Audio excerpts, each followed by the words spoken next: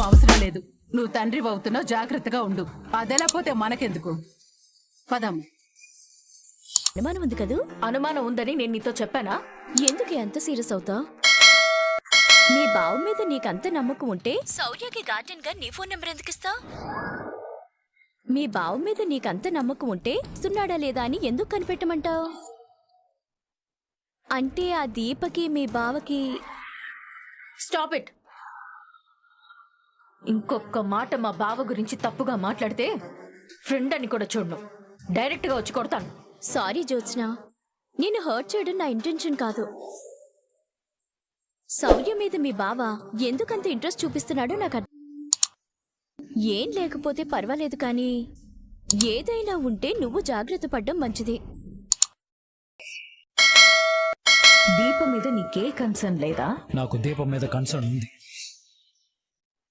ఇది ముత్యాలమ్మ తల్లి కాదురా, మన బతుకులకి పట్టిన గ్రహణం. వచ్చిందా అని చూస్తున్నావా? ఇంతకు ముందే చెప్పాను కదా, నేను కూడా మీకు రెగ్యులర్ కస్టమర్ నేనని. ఏం కావాలి జోష్న? ఒక ప్రశ్నకి సమాధానం కావాలి. ఏంటది? శౌర్యని మా బావకి ఎందుకు దగ్గర చేస్తున్నావు? నీకు చెప్పకుండా శౌర్య ఏ పని చెయ్యదు, నువ్వు చెయ్యనివ్వవు కూడా.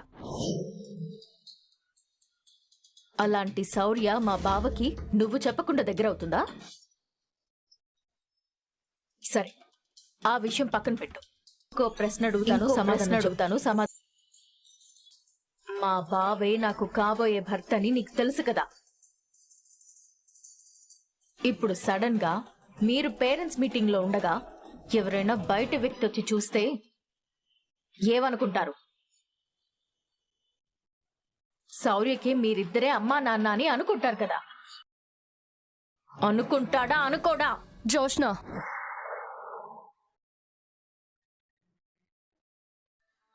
ఎందుకు దీపా కోపడతావు? నువ్వు కొంచెం ప్రాక్టికల్ గా ఆలోచించు. ఎవరికో అనిపించేది నీకెందుకు అనిపించలేదో నీకే అర్థమవుతుంది. అలా అనిపించింది అంటే ఆ మనిషికి కాబోయే భార్యని నాకెలా ఉంటుందో ఒకసారి ఆలోచించు. ఇది నిన్ను స్కూల్లోనే అడుగుదామనుకున్నాను, కానీ మా బావ ముందు అడిగితే బాగోదని ఆగిపోయాను.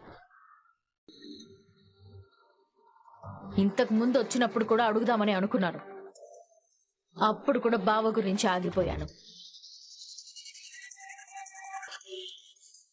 జోష్న, నువ్వు అడిగితే సమాధానం చెప్పుకోలేని పరిస్థితుల్లో నేను లేను. నాకు తెలుసు దీపా నీ సంగతి. అందుకే ఆ విషయం కూడా పక్కన పెట్టి నిన్ను ఇంకో ప్రశ్న అడుగుతాను, దానికి సమాధానం చెప్పు. మా బావ నీకు రోజూ ఫోన్ చేస్తూ ఉంటాడా? చెప్పు దీపా, ఏ టైంలో చేస్తుంటాడు? జోష్న, నీకు నేనిచ్చే మర్యాద కూడా ఒక హద్దు ఉంటుంది. దయచేసి నువ్వు ఆ హద్దుని దాటొద్దు. హద్దులు నువ్వు దాటితే స్వతంత్రం, నేను దాటితే తిరుగుబాటా? నువ్వు మంచి మర్యాదకి తేడా తెలియకుండా మాట్లాడుతున్నావు. ఎవరి ఆలోచనల్లో మనసులో పెట్టుకొని మాట్లాడుతున్నావు. చిన్నప్పటి నుంచి చూస్తున్న దానివి. మీ బావ ఎలాంటి వాడో నీకు తెలీదా? నమ్మకం లేకుండానే పెళ్లి చేసుకుంటున్నావా?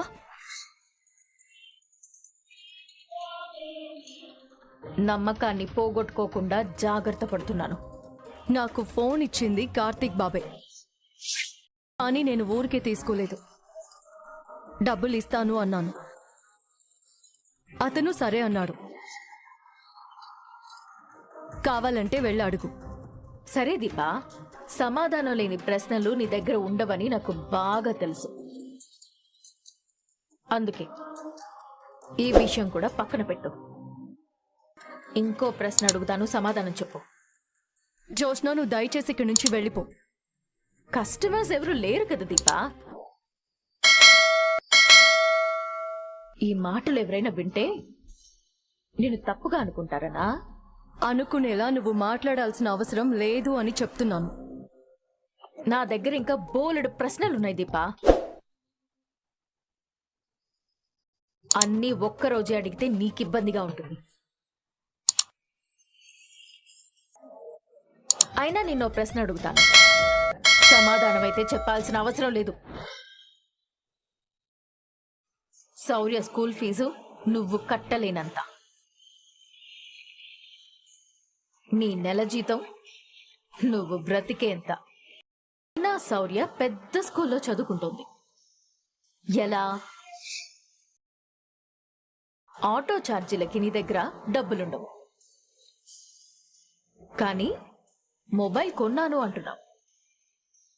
ఎలా?